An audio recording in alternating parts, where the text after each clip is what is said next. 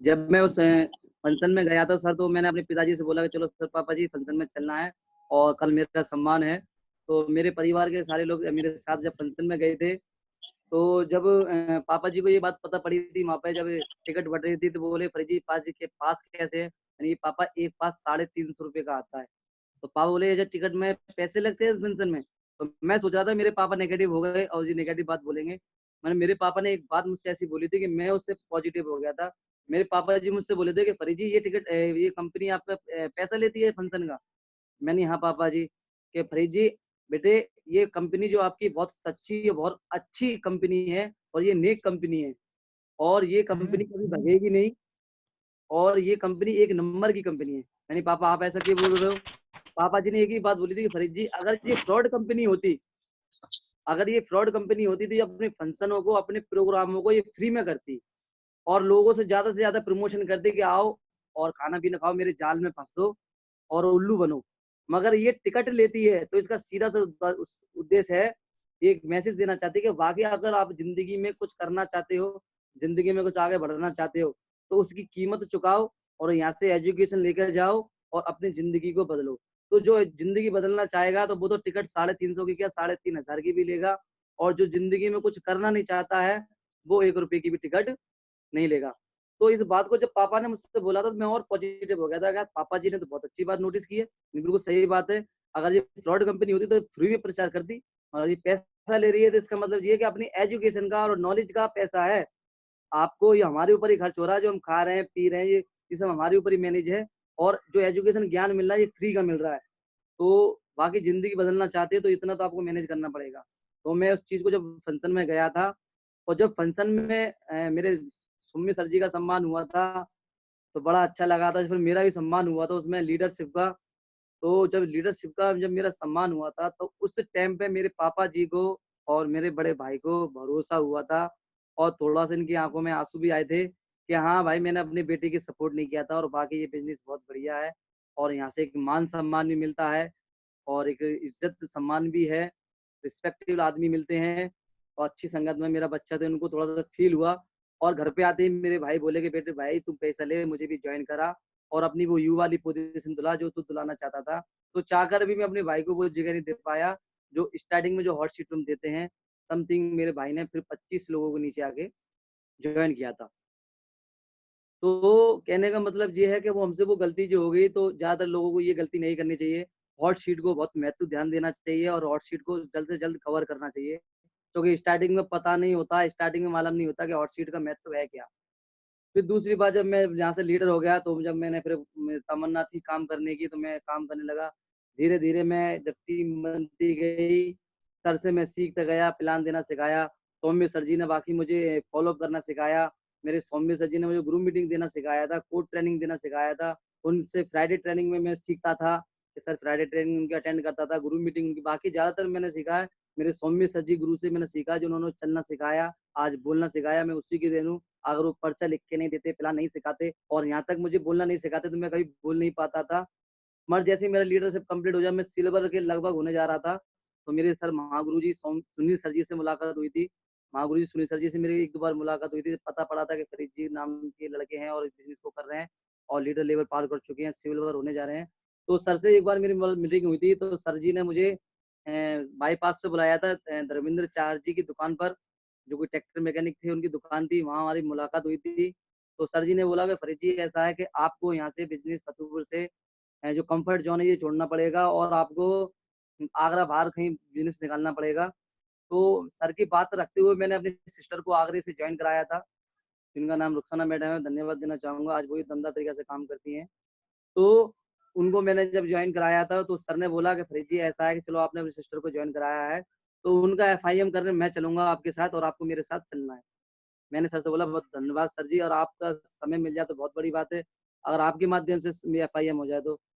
तो सुनील सर जी पहली बार मुझे अपनी उस लाइफ में पहली बार सर जी की कार में बैठा था और लाइफ में पहली बार सर की कार में बैठकर मैं गया था सर के साथ आगरा। तो एक रात सर जी धर्मेंद्र चार जी के साथ में मुझे ले गए थे और उनके पास कुछ उनके वहाँ फ़ॉलो अप किए थे सर ने, और फ़ॉलो अप करने के बाद एफआईएम किया था किसी का सर ने। उसके बाद मुझे एक रात धर्मवीर चार जी के साथ उनके रूम पे कहीं जो उनके दोस्त थे या मित्र थे, उनके यहाँ मैं रुका था। रात भर मुझे वहाँ रुकने का मौका मिला था। फिर सुबह सर बोले कि ठीक है फरीद जी, आप सुबह घर पहुँचना सिस्टर के पास, मैं एफआईएम करने आऊँगा। तो सर फिर वहाँ से आगरा पहुँचे। आगरा पहुँच के उन्होंने मेरी सिस्टर का और जीजा जी का एफआईएम किया, ढंग से समझाया और बोला कि मेरा प्रमोशन किया कि फरीदा दमदार लीडर हैं, बढ़िया तरीके से काम करेंगे, मिलकर काम करोगे, बहुत बड़ा काम होगा। तो जो मेरे अपलाइन थे, स्पॉन्सर थे जिन्होंने मुझे जॉइन कराया था, उन्होंने मेरा सपोर्ट करना बाकी बिल्कुल कम कर दिया था। फतेहपुर में तो थोड़ा बहुत रहकर कर भी लेते थे, मगर वो आगरे पहुँच गया तो उन्होंने सपोर्ट करना बिल्कुल बंद कर दिया था। बिल्कुल सपोर्ट नहीं करते थे। तो मेरे सौम्य सर जी और सुनील सर जी के माध्यम से इनकी गाइडलाइन में मैं आया था। तो इन्होंने पल-पल पर मुझे, कभी सुनील सर जी से मैं सलाह माँगता था कि सर मुझे कोड ट्रेनिंग देनी है, तो सुनील सर जी मुझे पूरी कोड ट्रेनिंग का डेटा बनाकर व्हाट्सएप पे सेंड कर देते कि फरीद जी ये आपको ट्रेनिंग में बोलना है। कभी मुझे ग्रुप मीटिंग करनी है, तो ग्रुप मीटिंग की मैं सौम्य सर से बोलता सर जी मुझे ग्रुप मीटिंग करनी है, तो सौम्य सर जी मुझे ग्रुप मीटिंग का डेटा बना के देते थे कि फरीद जी आपको ये लिखना है, ग्रुप मीटिंग में ये बात बोलनी है। तो मैं जी सर ऐसे ही करता था। सर से मुझे बोलता था आज संडे का प्लान में जाना है, फ्राइडे की ट्रेनिंग में जाना है। कोई फंक्शन होता तो सर मुझे एक्टिविटी फ़ोन के माध्यम से बताते थे। यानी सर ने मुझे कभी ये एहसास नहीं होने दिया कि, क्योंकि सर भी सुनील सर जी भी बाहर जा चुके थे और हमारे गुरु सौम्य सर जी भी बाहर जा चुके थे और आगरे में तैनात मैं अकेला रह गया था। मगर मुझे अकेलेपन का कभी मेरे महागुरुओं ने एहसास नहीं होने दिया। ना तो मुझे सौम्य सर जी ने ये एहसास होने दिया कि मैं आगरे में अकेला हूँ, ना मुझे सौम्य सर जी ने ये एहसास होने दिया कि मैं आगरे में अकेला हूँ। क्योंकि हर पल 24 घंटे वो मुझ पर निगाह रखते थे। हर मेरी एक्टिविटी की खबर रखते थे कि ये फरीद जी क्या कर रहे हैं, क्या चल रहा है। सुबह, शाम, दोपहर में हर बात पूछते थे, अभी अब इस टाइम कहाँ हो, क्या कर रहे हो? तो सर के फ़ोन के डर के वजह से भी लगा रहता था कि ऐसा ना हो कि मैं आराम कर रहा हूँ और सर का फ़ोन आ जाए। कई बार तो ऐसा हुआ है कि मैं दोपहर चोरी दिन में सो भी गया हूँ, तो मैंने क्या देखा कि महागुरु जी सुनील सर जी सपने में आए हैं और मुझसे बोलते हैं, "फरीद जी, क्या मैंने इसलिए तुम्हें आगरे में छोड़ा कि तुम दिन में सोना, उठो और प्लान फ़ॉलो करो।" तो सर यकीन मानना कि मैं सपने में भी सर आते थे और मैं उठ के प्लान फ़ॉलो पे ही जाता था। तो वाक़ई गुरुजी का मेरा वाक़ई बहुत अटैचमेंट रहा है, उनका आशीर्वाद बहुत रहा है। तो धीरे-धीरे सर के माध्यम से मैं जब वहाँ पर जब हुआ तो मैं सिल्वर हुआ था, सिल्वर का सम्मान हुआ था मेरा, तो सिल्वर में मेरे काफ़ी लोग टीम में से बैठे थे और काफ़ी मैं प्रभावित भी हुआ था, मेरे पिताजी भी बैठे थे। फिर सर जी ने वो अपनी गाइडलाइन में लिया था, सौम्य सर जी ने और सुनील सर जी ने मुझे ढंग से सिल्वर होने के बाद मुझे ढंग से अपने फ़ोकस में लिया और ढंग से मेरी दूसरा की लिस्ट अपडेट करवाई और मुझे बताया कि फरीद जी किस तरीक़ा से काम करना है। तो उस दरमियान से होता है क्या है कि सर वहाँ पे या पे एक डायमंड शिप आती है। क्योंकि मैं बहकी-बहकी बातें करता था, ढंग से प्रॉपरली काम नहीं करता था फिर भी मैं। तो एक डायमंड शिप हो रही थी तो सौम्य सर जी मुझसे बोलते हैं, "फरीद जी आपको डायमंड शिप में चलना है और जब तक आप डायमंड को बनते नहीं देखोगे तब तक आपके अंदर डायमंड जगेगा नहीं, डायमंड पनपेगा नहीं, डायमंड पनपेगा नहीं।" तो मैंने से डायमंड ज़रूरी थोड़ी है, मैंने यूट्यूब पर देखते तो हैं हम, कि फरीद जी यूट्यूब पे नहीं, क्योंकि सर ने एक बात बोली थी कि फरीद जी जिस चीज़ को हम ज़िंदगी में देखते हैं, जिस चीज़ को अपनी आँखों से एक बार देख लें और सुन लें, तो वो हमारे अंदर पनपने लग जाती है और वो अंदर एक छवि बनने लग जाती है। जैसे कि हम डॉक्टर को बनते देखते हैं तो हमारे मन में एक सॉफ्टवेयर आता है कि हम डॉक्टर बनना चाहिए। हम पुलिस वाले को बनते देखते हैं तो मन में एक सॉफ्टवेयर बैठता है कि पुलिस वाला बनना चाहिए। हम एक इंजीनियर्स को बनते देखते हैं तो मन में एक सॉफ्टवेयर आता है इंजीनियर को बनना चाहिए। हम एक वकील को, एडवोकेट को बनते देखते हैं तो मन में आता है कि एडवोकेट बनना चाहिए। मगर हमने कभी डायमंड बनते नहीं देखा तो डायमंड बनने के माइंड में आए कहाँ से? तो इसलिए फरीद जी आपको डायमंड बनना देखना पड़ेगा। तो मैंने सर की बात मानी, सर मेरे पास पैसे की व्यवस्था तो नहीं है। मगर सर बोले जिद कर रहे थे कि नहीं फरीद जी आपको डायमंड शिप भी चलना है, जाना है। तो यकीन मानना सर जी, तो उस टाइम पे भी मेरी कंडीशन ऐसी थी कि सर ने बोल दिया था, क्योंकि आगरा में मैं सिल्वर हुआ था तो 1:2 में मेरा सिल्वर का सम्मान हुआ था। तो फास्ट लैग पे मैं काम कर रहा था, पैसे थे नहीं। इधर घरवाले भी थोड़े नेगेटिव थे कि यार किस कंपनी में फँस गया है जो थोड़ा बहुत देता था। क्योंकि मैं 5, 7, 8 रुपए महीने कमाता था दरी के काम में, मज़दूरी लाइन में, जो खा पी के घर का खर्चा चलता था और घर का ज़िम्मेदार मैं ही था। और मैं ही उस लाइन में आ गया था तो घरवाले भी थोड़े-से नेगेटिव होने लगे थे कि पता नहीं किस झमेले में पड़ गया है, कुछ होता नहीं है और खामी का भाग रहा है। और इधर सर ने डायमंड शिप की बोल दी कि डायमंड शिप का प्रेशर देना शुरू कर दिया था। तो उस टाइम पे मेरी मैडम के ये कानों के कुंडल रखे थे, तो उसको भी मैं सर सच बता रहा हूँ कि मैं उसको गिरवी रख के आया था और उधार लेके आया था, वो 2000 रुपए किसी से माँग कर कुंडल रखकर, तब मैंने वो डायमंड शिप अटेंड की। और डायमंड शिप अटेंड करने के बाद जब मैं जेपी पैलेस होटल पे पहुँचा था, तो यहीं से कार करके ले गए थे सौम्य सर वगैरह जी और लोग भी थे। तो जो वहाँ पे मैंने वहाँ की जो भीड़ देखी थी, 3 साढ़े 3 हज़ार की जो गैदरिंग पब्लिक देख के मैं शॉट हो गया था कि इतनी पब्लिक और इस बिज़नेस का डायमंड ऐसा बनता है। और जब मैं वहाँ पर खाना-पीना देखा और इतना बड़ा 5 स्टार होटल देखा और उसके साथ-साथ जब सर्कल डायमंड शिप होने जा रहा था और जब उनको कंधे पे उठा के लेके जा रहे थे और डोली पे सजा के लेके जा रहे थे, जो डांसर मुझे ऐसा लग रहा था कि मैं फ़िल्मी इंडस्ट्री में घुस गया हूँ, यानी फ़िल्मी दुनिया में आ गया हूँ। वहाँ का जो डेकोरेशन देखा था और जो जब एंड में सर की सारी स्पीच सुनी थी, डॉक्यूमेंट्री देखी थी और सर में जो सेलिब्रेशन हुआ था, काफ़ी डायमंडों को देखा था। मैंने 15-20 डायमंडों को देखा था और सबसे बड़ी बात है जब जो बताते हैं कि सोने का ताज पहनाते हैं, चांदी का ताज पहनाते हैं, जब ये चीज़ मेरे सामने हुई और इतना बड़ा सम्मान हुआ था उनकी फैमिली के साथ, उनके माँ-बाप के साथ, उनके भाई-बहन के साथ, रिश्तेदारों के साथ, तो जो वो फीलिंग्स जो पैदा थी, तो दुनिया सर ताली बजा रही थी, सीटी बजा रही थी, हर तरह का मज़ा ले रही थी और मैं बैठा-बैठा सिर्फ़ उस कुर्सी पे बैठे-बैठा रो रहा था कि आज तक हम किस दुनिया में जी रहे थे, किस दुनिया में रहते थे कि यार इतना बड़ा सम्मान, इतना बड़ा मान-सम्माला, माइक मनी यहाँ मिलती है, फिर भी लोग उसको काम को नहीं करते हैं। तो उस दिन उस मैंने डायमंड सिप में कसम खाई थी अपने पिताजी की कि जब तक मरने से पहले एक बार तो डायमंड बन के दिखाना है अपने परिवार के लिए। अपने माँ-बाप को ये सम्मान दिलाना है, ये कसम खा के आया था अपने माँ-बाप की, क्योंकि कसम के बिना और वो कसम मुझे बहुत ताकत देती है, बहुत सपोर्ट करती है वो कसम। शायद मैं स कसम नहीं खाता तो मुझे सपोर्ट नहीं करती। आज वो बहुत एनर्जी भी देती है।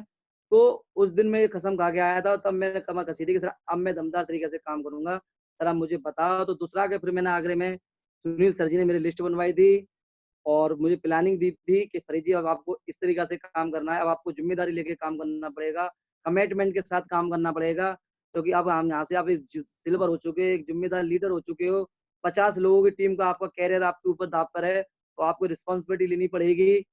तो जब सारी चीज़ें बताते थे, तो सर यकीन मानना सौम्य सर जी ने और सुनील सर जी ने पल-पल, कदम-कदम पर चाहे वो कोड ट्रेनिंग हो, चाहे वो ग्रुप मीटिंग हो, चाहे वो संडे का प्लान हो, फ्राइडे की ट्रेनिंग हो, एफआईएम हो, कुछ भी एक्टिविटी हो, इन्होंने मेरा बड़ा साथ दिया है और जब भी मैं इनसे पूछता था, ये लिख-लिख के मुझे देते थे और मैं उसको उतारता था।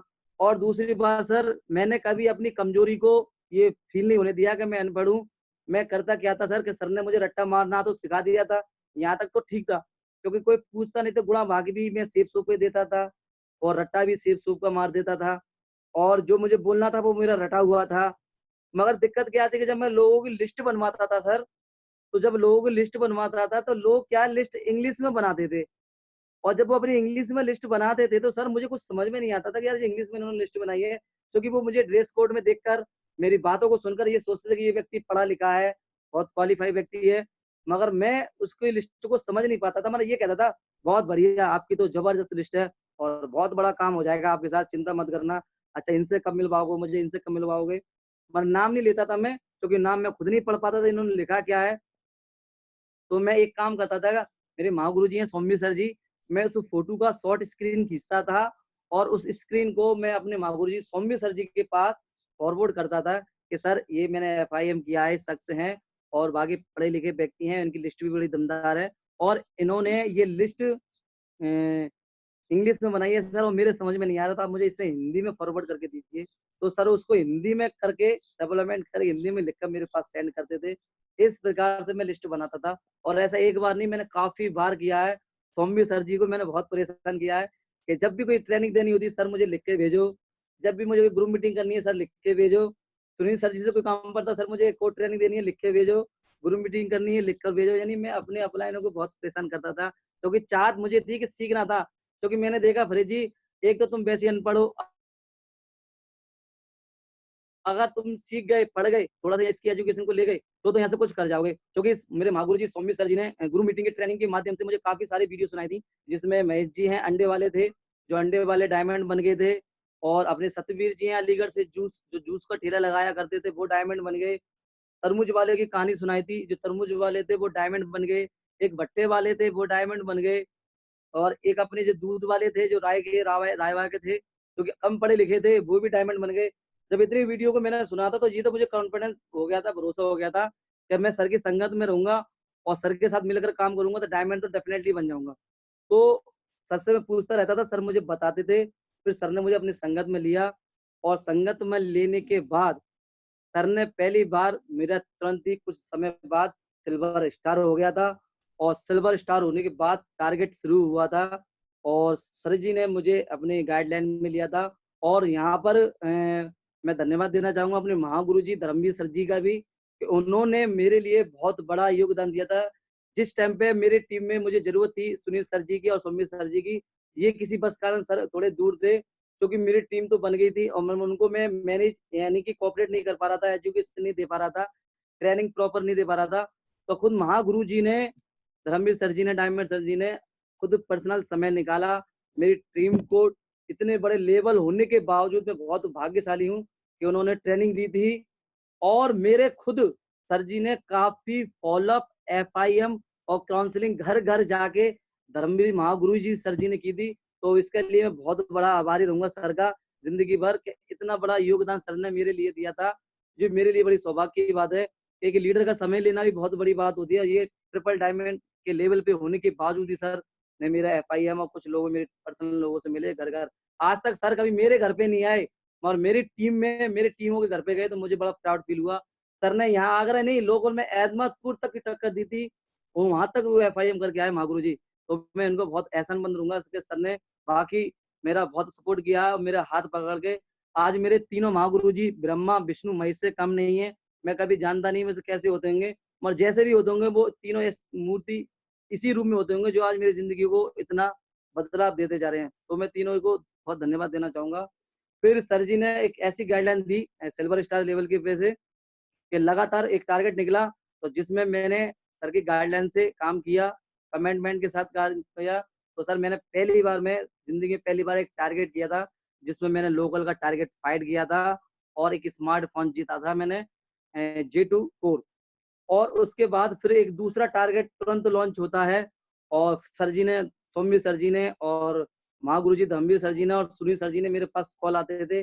पूरी प्लानिंग मुझे फ़ोन से ही समझा देते थे और वो दूसरा टारगेट भी ज़िंदगी में लगातार दूसरा टारगेट मेरा तो कंप्लीट हो गया था सर। मगर धर्मवीर सर जी का, मेरे गुरु जी का फ़ोन आया कि फरीद जी आपने अपने टारगेट तो कर लिए, पहला टारगेट कर लिया, दूसरा टारगेट कर लिया।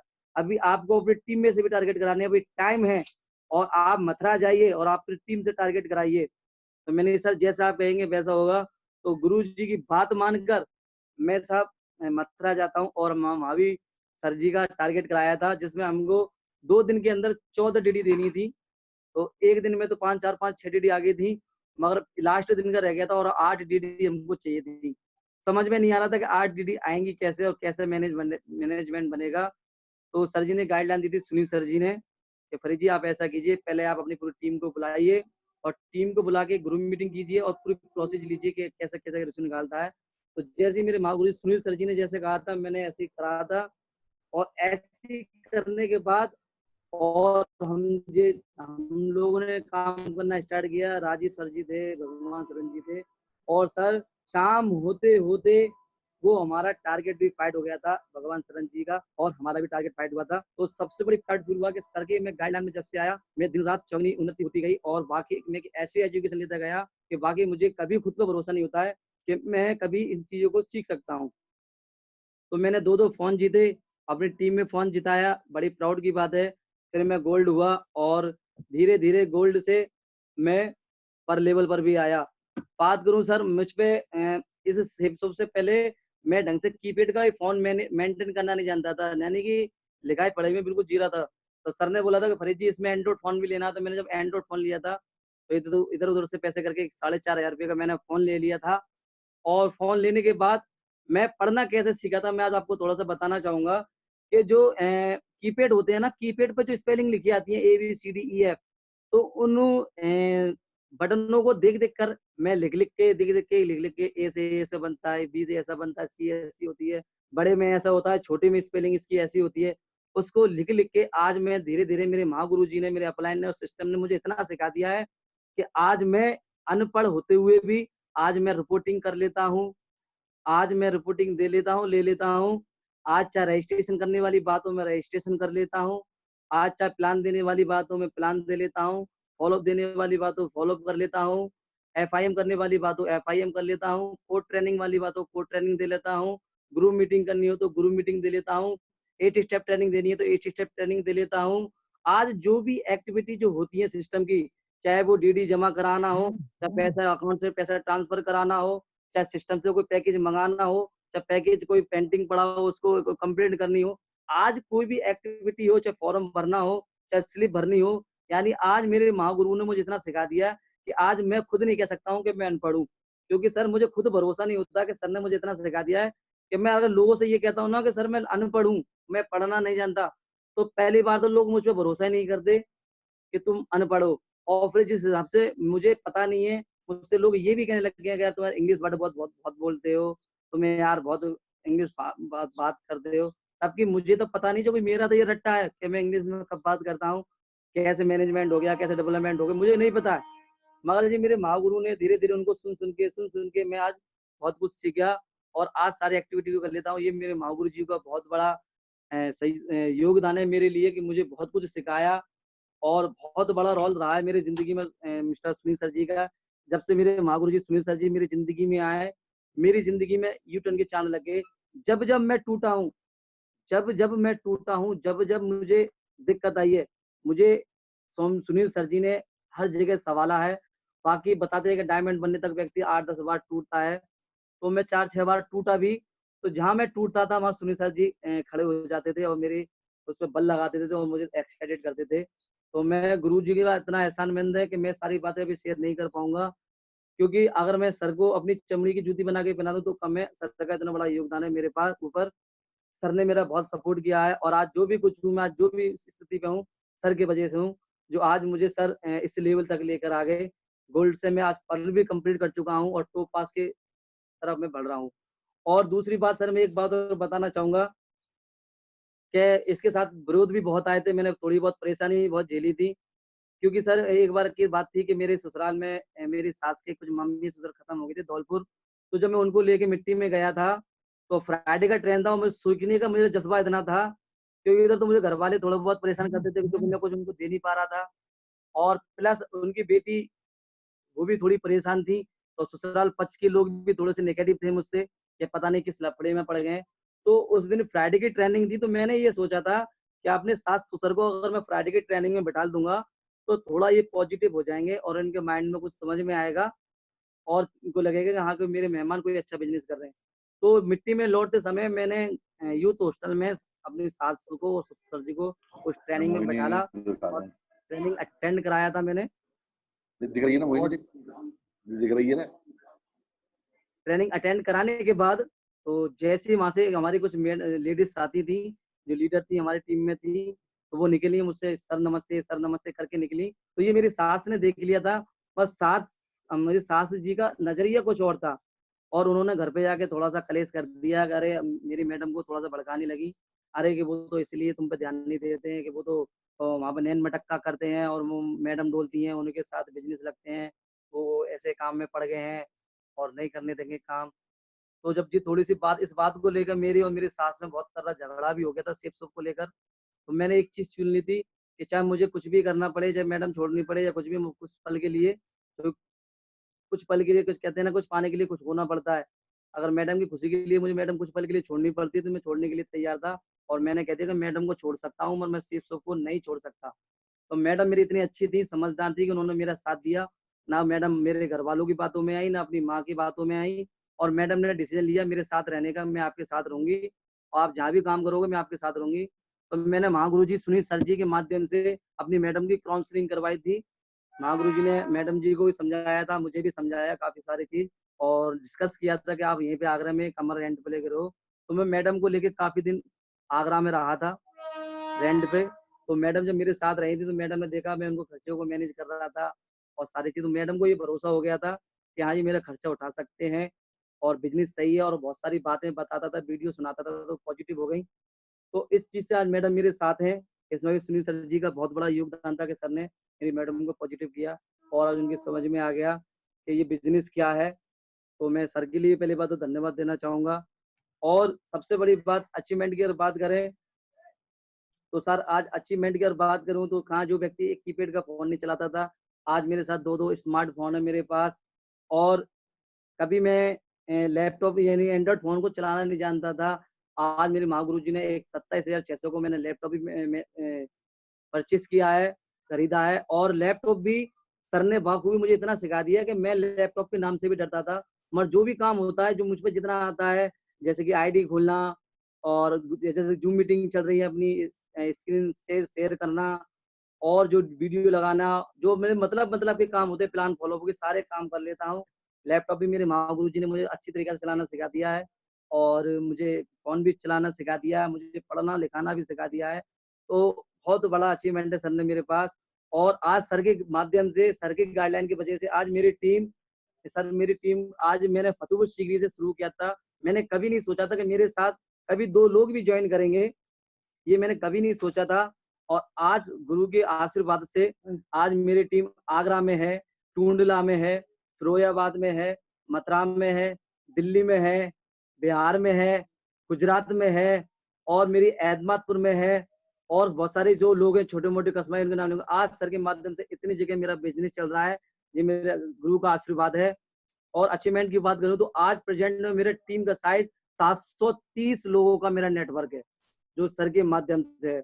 तो सर बाकी सर ने मेरी ज़िंदगी कहाँ से कहाँ लाके, कहते हैं ना कि वो एक जौहरी जानता है हीरे की परख, तो सर ने उस कंकड़ को कोयले की खान से मुझे निकाला, कंकड़ को घिस-घिस कर तराशा और आज घिस-घिस कर मेरे तीनों महागुरुजी वो घिसने में लगे हुए हैं मुझे डायमंड के रूप में बनाने के, तराशने के चक्कर में। और वाक़ई आज मुझे बड़ा प्राउड फ़ील होता है और मुझे कोई झिझक नहीं है, मैं कभी शर्माता नहीं उस बात को बोलने से कि मैं अपने आप पे बड़ा कभी-कभार तो बड़ा प्राउड फ़ील करता हूँ कि मेरे महागुरु ने, मेरे अपलाइन ने मुझे इस लायक कर दिया कि आज घोड़ों की रेस में भी एक ये गधा दौड़ता है। ये मेरे लिए बड़ी प्राउड की बात है कि घोड़ों की रेस में एक गधे को घोड़ा बना दिया है और रेस में दौड़ा रहे हैं। मैं एहसानमंद रहूँगा अपने अपलाइनों का, बाकी उन्होंने मेरी ज़िंदगी में बहुत बड़ा उपकार किया है। और बाकी बात सर मैं अपनी बातों को विराम दूँगा और उससे पहले कुछ बातें हैं सर, मैं जो चंद बातें कहना चाहूँगा और उसके बाद मैं अपनी बातों को यहाँ विराम दूँगा। तो सर ने मैंने कुछ लिखा था इसके लिए कि मिटा दे अपनी तू हस्ती अगर कुछ मर्तबा चाहे, मिटा दे अपनी हस्ती तू अगर कुछ मर्तबा चाहता है, चाहे कि दाना खाक में मिलकर गुले गुलजार हो जाता है। कि मिटा दे अपनी हस्ती अगर तू कुछ मर्तबा चाहे, मिटा दे अपनी हस्ती अगर तू कुछ मर्तबा चाहे कि दाना खाक में मिलकर गुले गुलजार हो जाता है। इसका सीधा सा मतलब यह है कि अगर कोई व्यक्ति, अगर कोई बीज जिसको हम जमीन में डालते हैं, अगर वो बीज ये कहे कि मैं अपने अस्तित्व को नहीं खोऊंगा, मैं मिटूंगा नहीं और मैं ब्रज बन जाऊं, मुझ पे फल आने लगे, तो वो उस बीज पे कभी फल नहीं आ सकते। और उस बीज को ब्रज बनना है तो उसको अपना अस्तित्व खोना पड़ेगा। अगर हमको डायमंड बनना है तो हमें भी अपना पुराना अस्तित्व खोना पड़ेगा, अपनी पुरानी संगत छोड़नी पड़ेगी, अपने पुराने माहौल के लोग छोड़ने पड़ेंगे, अपनी पुरानी एजुकेशन को छोड़ना पड़ेगा, अपने जिस डिपार्टमेंट की नॉलेज थी उस नॉलेज को छोड़ना पड़ेगा। हमें यहाँ की नॉलेज को अपडेट करना पड़ेगा, यहाँ की माहौल को अपडेट करना पड़ेगा, यहाँ की एजुकेशन को अपडेट करना पड़ेगा, यहाँ के सारे जो एक्टिविटी उनको अपडेट करना पड़ेगा। यकीन मानना आप ज़रूर सफल हो जाएँगे और अपना एक नया इतिहास लिखेंगे और सक्सेस की राह पे जाएँगे। तो सर इसके लिए मैं एक लाइन और बोलूँगा कि किसी को दौलत पर नाज़ है तो किसी को शोहरत पर नाज़ है, किसी को दौलत पर नाज़ है तो किसी को शोहरत पर नाज़ है। खुद नसीब है वो शख्स जिसको मिली है सेब शौक, फिर वो करता अपनी किस्मत पे नाज़ है, अपनी किस्मत पे नाज़ है। इसी बात को कहकर मैं अपनी बात को विराम दूँगा और अपने महागुरु जी ब्रह्मा विष्णु महेश जी को तहे दिल से हार्दिक अभिनंदन दूँगा कि आज मुझे इतना बोलने लायक बनाया। ये मैंने कभी ज़िंदगी में नहीं सोचा था कि मुझे ऐसे स्टेज पे बोलने का मौका मिलेगा। और आज मैं जो भी कुछ बोल रहा हूँ, ये सिर्फ़ ज़ुबान मेरी है, मेरी महागुरु जी की बात है, सिस्टम की बात है, मेरे अपलाइन की बात है। ज़ुबान मेरी है, बाकी सारी ऑर्गेनाइजेशन सिस्टम की है। अगर कोई गलत बात है तो वो मेरी है और कोई अच्छी बात है वो मेरी महागुरु जी की है। थैंक यू सर, धन्यवाद सर।